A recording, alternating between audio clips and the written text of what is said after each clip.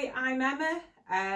I'm doing a video series for Chemistry GCSE at the moment, and today I'm going to do a video called or about electronic structure.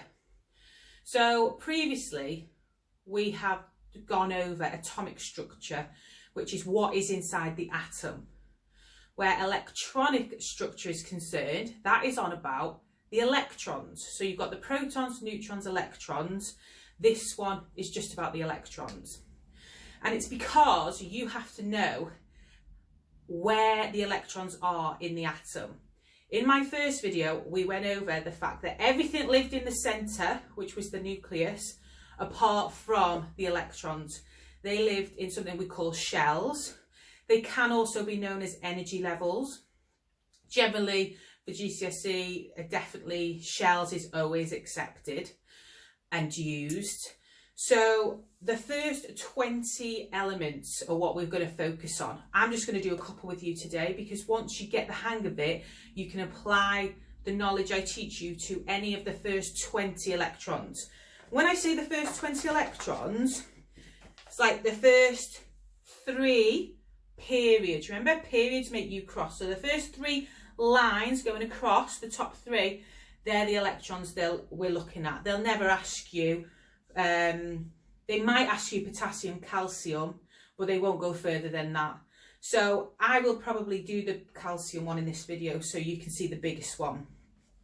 So these electrons, they live in the shells. So if it asks you to draw the electronic structure for a certain atom, let's say we will pick lithium. You need to know where these electrons go. Now the rule is that it's got these different shells. The first shell has to be full before you can fill any of the other shells. And it depends how big or how many electrons there are as to how many shells you've got. And what you need to remember is, in the first shell, only 2 electrons can fit in there. The rest can fit 8. But you've got to fill the first shell before you move on to the second shell. You've got to fill the second shell before you move on to the third shell. So how many electrons can fit in the first shell? 2. How many electrons can fit in the rest? 8. So lithium, it's got a 7 at the top and a 3 at the bottom. Well, the 3 at the bottom tells us the number of protons, therefore the number of electrons. So it's got lithium owns 3 electrons. So I'm just going to draw a picture here. There's the chemical symbol for lithium. Now I'm going to draw one shell. It's just going to look like a circle. That's my first shell. Sometimes it provides you with the shell, sometimes it doesn't. And it's got 3. I can't put all 3 in the first shell because it can only fit 2. So I'm going to put 2 in the first shell. And we represent them with crosses.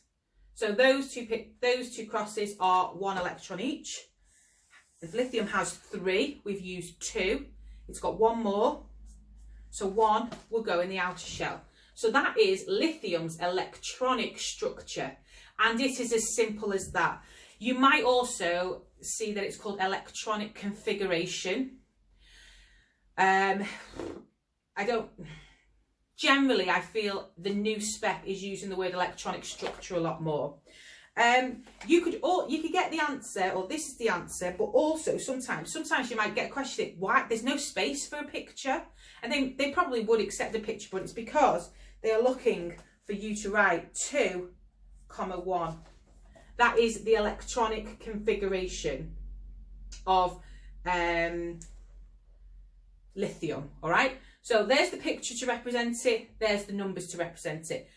I feel when I've looked at mark schemes, they'll accept either or if they've asked you for the electronic structure. I'm going to look at another one now. Let's go for chlorine. Chlorine has the number 35.5 at the top and 17 at the bottom. So the 17 is telling us it's got 17 protons, therefore 17 electrons. So I'm going to draw Cl. That's the chemical symbol for chlorine. The first shell, it's got 17.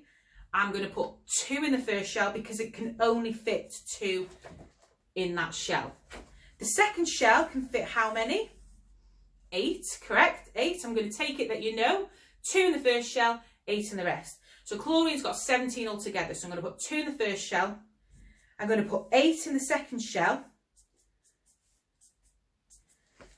So how many have I used altogether now? I've used 2 plus 8. So I've got 10 electrons in these shells altogether. Chlorine has 17. So I need to do another shell again. And it's only got 7 left. So is it going to fill this energy level, this shell? No, because it's only got 7 and it could fit up to 8. And this is the electronic structure for chlorine. Again, you could write it down, 2, 8, 7. And that's because you've got 2 in the first shell, 8 in the second, and 7 in the third shell. So 2 plus 8 is 10. 10 plus 7 is 17. That is the electronic structure for chlorine. We'll do one more. I said I would do the biggest one that I think they would ask you about, which it is the biggest one, which is calcium. So calcium is actually in period 4, along with potassium. Calcium's top number is 40 and the bottom number is 20. So the bottom number tells us the number of protons, also the number of electrons. So we've got 20 electrons to account for here. So it is Ca. Calcium, I've done that too big really. Don't know why I've done it like that. Calcium's, I'm going to make it a bit smaller. So calcium's first shell will have 2 electrons in it. I'm going to put it here. Calcium's second shell will have 8 electrons in it. And I said calcium owns 20 altogether, yeah? So we've used 10 so far. So we're going to do another shell. And we've got 10. So are we going to use another 8? Yes. We can only put up to 8 in this third shell though. And then how many are going to go in the outer shell? My handwriting is terrible. I would never be an artist or anything, so I am sorry about that. But you will get the marks. As long as the examiner can understand what you're trying to do, they will give you the mark. So I've got 2 in the first shell, plus 8 plus 8. So that comes to 18. Calcium has 20 in total. So I just need another 2 in the outer shell. And that is the electronic structure for calcium. I think it's a lot easier putting your electrons in pairs. It's easier to count them up to make, because if you get one wrong, you've lost the mark. And that's just from lack of counting correctly. It's not the fact that you don't know it. So also you could get the mark for writing 2, 8, 8, 2 like so.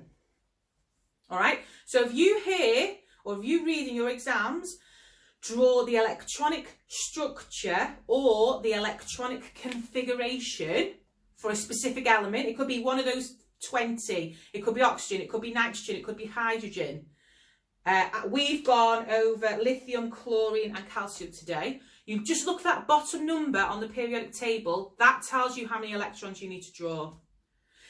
Generally, it's if they're asking for an element.